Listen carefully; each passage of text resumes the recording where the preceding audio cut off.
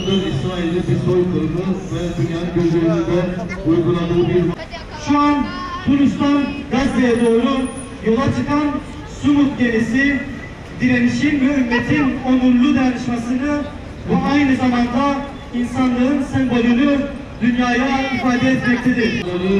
Ve hukuku ile ilgili hikayeleri artık son buldu. Allah'ın bir zaman namaza başlamayacağız. Elhamdülillahi Rabbil alemin. Errahmanirrahim. Maliki yevmiddin. Allahüllezine amenu. وَيَتَّخِذَ مِنْكُمْ شُهَدَاءَ.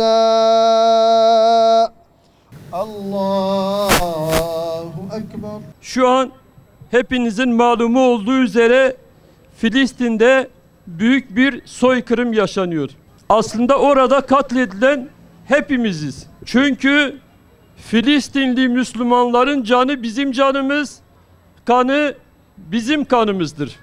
Ve biz biliyoruz ki Filistin, İslam ümmetinin onur kapısıdır. Gazze, İslam ümmetinin onur kapısıdır. Ve şu an orada bir onur savaşı veriliyor. İslam ümmeti adına, insanlık adına bir savaş veriliyor. Dolayısıyla biz diyoruz ki, oradaki savaş sadece Filistinlilerin ya da Gazze'lilerin savaşı değil, tam tersine bütün Müslümanların savaşıdır. O halde madem ki bu savaş hepimizin ise hepimizin beraberce bütün imkanlarıyla bu yükü omuzlaması lazım. Ve yine Doha'da Hamas liderlerine suikast yapılan gün İslam ümmetinin farklı yerlerinde 4 ülke daha bombalandı. Değerli dostlar, Siyonistleri ortak düşman olarak kabul edebilmemiz için daha bunların ne yapması lazım? Siyonizm bütün Müslümanların ortak düşmanıdır. Herkesin bu düşmana karşı tavır alması, strateji geliştirmesi lazımdır. Hiçbir ülke fark etmez. Amerika'ya veyahut İsrail'e yaranmaya çalışmanız hiçbir şeyi değiştirmez. Buna örnek olarak Katar'ı verebiliriz. Trump orada yüklü miktarda bir haraç tabiri caizse aldığı halde değişen ne oldu? Katar'ı vurdular. Katar'ın başkentini vurdular. Ve ellerini kollarını sallaya sallaya İslam beldelerinin herhangi birisini vuruyorlar. Şimdi gelelim Türkiye'ye. Türkiye son derece rahat davranıyor. Sanki bu savaşın içerisinde kendisi yokmuş gibi davranıyor. Oysa Siyonistlere bakın. Şunu söylüyorlar. Bugün Doha'yı vuranlar yarın Ankara'yı vuracaktır diyorlar. Doğrudur. Bunlar bu denli pervasız olmuşlar ki, o denli pervasız olmuşlar ki, bunların anladığı dilden konuşulmadığı zaman İslam devletlerinin bütün başkentleri bunların hedefidir. Bütün devletlerin artık bunlara karşı tedbir alması gerekir. Bunlarla yüzleşmesi gerekir. Şu hakikati görelim değerli dostlar. Biz bir savaşın içerisindeyiz. Bir savaşın ta ortasındayız. Biz Filistinli Müslümanları sadece desteklemiyoruz. Biz Filistin'in ve Gazze'nin ta kendisiyiz. Bu savaşın tam orta yerindeyiz. O halde bunun gereğini yapmamız lazım. Yarın madem ki diğer İslam ülkelerine de saldırmaları olası ise, mümkün ise, o halde niye bugünden Siyonistlere karşı tedbirlerimizi almıyoruz? Bakınız, bazı onurlu Batı ülkelerinde, Batı halklarında bile bakıyorsunuz ki Siyonistler taşlanacak şeytan muamelesi görüyorlar. Restoranlardan atılıyorlar. Uçaklardan kovuluyorlar. Sokaklarda yürürken yüzlerine tükürülüyor. Ama biz niye yapmıyoruz? Veyahut bugün Türkiye'ye bir saldırı olduğu zaman bizim içimizdeki kripto on binlerce Siyonist elbette ki bunlara destek verecektir.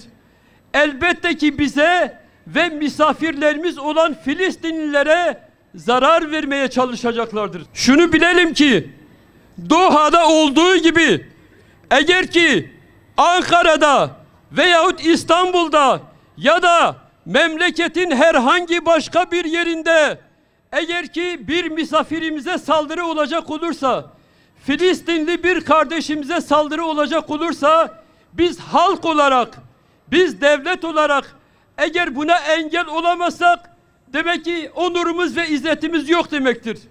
Burada misafirlerimize bir saldırı olması durumunda, misafirlerimizin rahatsız edilmesi durumunda bunu onur meselesi olarak bilmeliyiz. Ve Türkiye'nin devlet olarak öyle bir tavır ortaya koyması lazım ki Siyonistlerin bunu aklından bile geçirmemesi lazım. İşte Siyonistlerin ortaya koyacağı tavır ve saldırganlık bizim tavrımıza bağlıdır. Bizim tavrımıza göre bu değişir.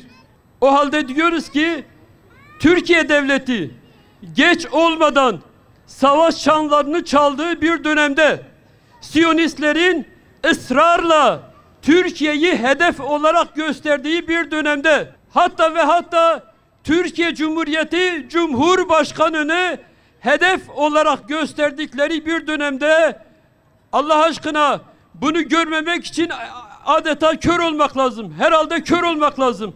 Açık açık Türkiye Devleti'nin Cumhurbaşkanı'nı ve Türkiye'nin başkentini vurmakla tehdit ediyorlar. Niye şuradan başlamıyoruz? Memleketimizdeki bütün kripto siyonistleri niye deşifre etmiyoruz ve onlar hakkında gerekli muameleyi yapmıyoruz? Niye onları hukukun önüne çıkarmıyoruz? Ve çifte vatandaş statüsünde olan katiller bizim ülkemize geliyorlar, vatandaş sıfatıyla ellerini kollarını sallaya sallaya bizim sokaklarımızda geziyorlar. Değerli dostlar, yarın bir savaş olduğu zaman, bir çatışma olduğu zaman emin olun ki bunların namluları şüphesiz ki bize dönecektir.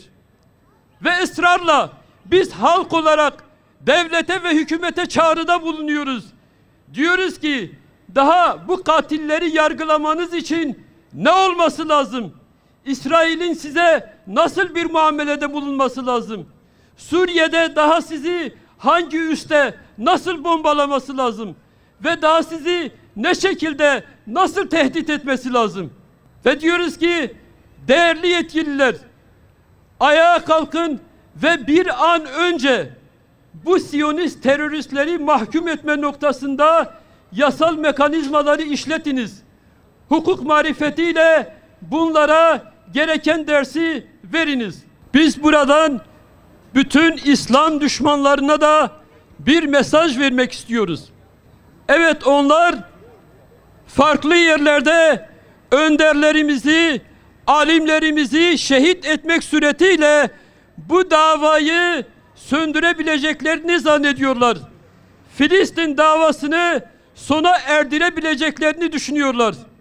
Oysa ki biz onlara diyoruz ki yeryüzünde bizim kanımız aktıkça Allah'ın izniyle direniş tohumları yeşerecektir. Ve şehitlerimiz işte bunun delilidir. Lübnan'da, Filistin'de ve diğer bütün İslam beldelerinde rehberlerimiz, önderlerimiz, komutanlarımız şehit oldukça bu direniş daha fazla yükselmiştir. Şehit Heniye'nin dediği gibi güzel bir insan şehit olmuşsa onun yerine şüphesiz daha başka güzel bir insan daha gelmiştir. Ve bu kervan Allah'ın izniyle bitmeyecek ve devam edecektir. Onlar bizi bitireceklerini zannediyorlar ama şehadet rüzgarıyla bu intifada, bu direniş Allah'ın izniyle dalga dalga yer kürenin her tarafına yayıldı. Elhamdülillahi Rabbil alemin. اللهم صل وسلم وبارك على سيدنا محمد وعلى آله وأصحابه أجمعين، آملين برحمتك وعفوك وغفرانك أن تغفر لنا وأن تتجاوز عنا وأن تنصر إخواننا المجاهدين وأن تكون معهم وأن تفرج عن أهلنا في غزة وفي الضفة وأن تطهر بأيدينا وبأيدي المسلمين المسجد الأقصى وظلمهم أولئك الخاذلون والعملاء. اللهم فانتقم من هؤلاء جميعا، وراية الإسلام ارفعها بنا واجعلنا من رافعيها. أنت مولانا لا مولى لنا سواك.